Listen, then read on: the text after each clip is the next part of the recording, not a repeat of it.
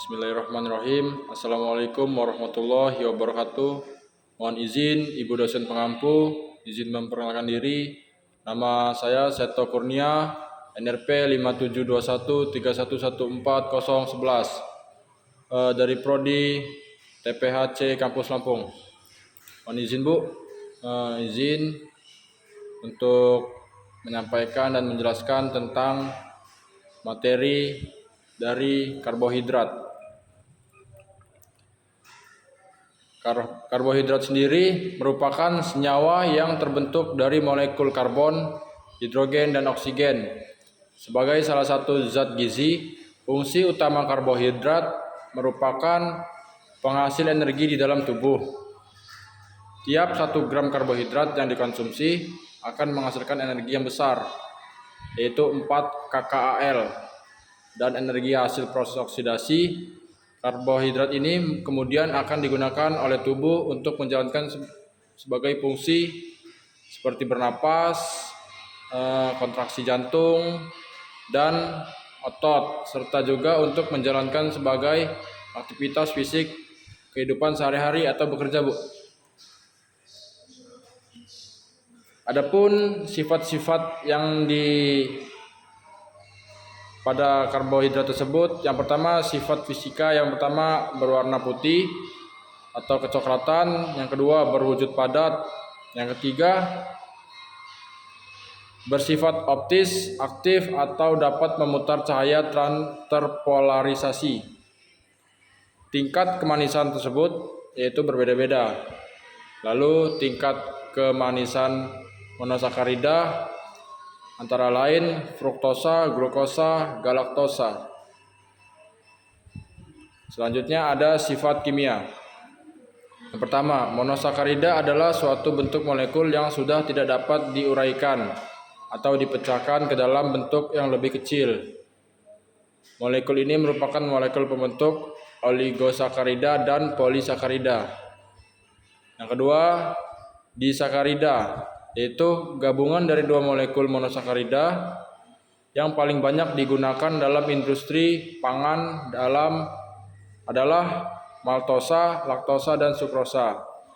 Biasanya maltosa digunakan sebagai bahan pemanis. Selanjutnya, monosakarida dan beberapa disakarida bersifat reduktor atau mempunyai sifat dapat mereduksi terutama dalam suasana basah. Lalu yang keempat, sifat kimianya, jika dipanaskan dengan asam kuat yang pekat dapat mengalami reaksi dehidrasi, yaitu reaksi pelepasan molekul air. Selanjutnya, adapun ciri-cirinya.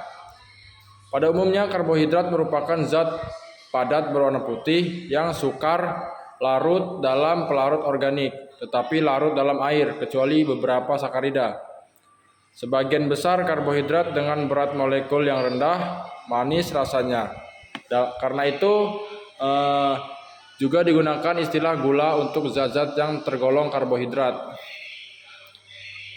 Yaitu ada serat, gula sederhana, karbohidrat kompleks, pembentuk oxazon. Mungkin itu saja, Bu. Yang selanjutnya ada metode uji. Karbohidrat sendiri memiliki beberapa metode uji. Yang pertama, uji Molis, lalu uji Barefoot, selanjutnya uji Benedict, adapun uji Lodium, uji Seliwanov, uji Antron, dan uji Fehling. Lalu struktur dari karbohidrat tersebut pada dasarnya adalah sebuah senyawa hidrogen, namun pada struktur karbohidrat terdapat gugus hidroksil yang diikat serta memiliki gugus fungsi utama, aldehid, CHO atau keton karbonil C sama dengan O. Struktur gula atau karbohidrat dapat digambarkan dalam berbagai bentuk, mulai dari rantai karbon seperti yang digambarkan pada proyeksi Fischer atau bentuk rantai tertutup seperti yang digambarkan pada proyeksi Howard. Selanjutnya ada sifat-sifatnya dari karbohidrat tersebut. Sifat pada umumnya yang dimiliki oleh karbohidrat adalah wujudnya padat pada suhu ruangan dan berwarna putih. bersifat mudah larut di dalam air, lalu dapat mereduksi regen failing. Selanjutnya disakarida. Disakarida memiliki beberapa sifat fungsi umum seperti rasanya manis, kemudian mudah dilarutkan di dalam air, dan dapat dihidrolis dan menghasilkan 2 monosakarida sesuai dengan pembentuknya. Kemudian ada polisakarida, memiliki sifat umum sebagai berikut. Rasanya tawar, tidak seperti monosakarida maupun disakarida. Lanjutnya lebih sulit larut di dalam air karena struktur karbohidrat yang besar. Apabila dihidrolis akan menghasilkan monosakarida yaitu glukosa. Selanjutnya klasifikasi. Klasifikasi pada karbohidrat dapat dikelompokkan menurut jumlah unit gula, ukuran dari rantai karbon, lokasi gugus karbonil, serta stereokimia. Berdasarkan jumlah unit gula dalam rantai, karbohidrat digolongkan menjadi 4 golongan utama, yaitu monosakarida, disakarida, oligosakarida, polisakarida. Berdasarkan lokasi gugus, monosakarida digolongkan menjadi 2, yaitu aldosa dan ketosa. Dan berdasarkan jumlah atom pada rantai, monosakarida digolongkan menjadi 6 bagian: triosa, tetrosa, pentosa, hektosa, heptosa, dan oktosa. Berdasarkan stereokimia, yang terakhir, monosakarida terbagi menjadi beberapa golongan.